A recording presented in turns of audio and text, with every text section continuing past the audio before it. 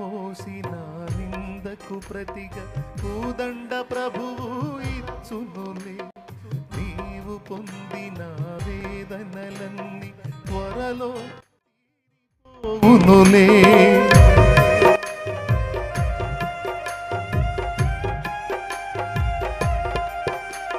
నీవు మోసిన నిందకు ప్రతిగా పూదండ ప్రభువు ఇచ్చునులే.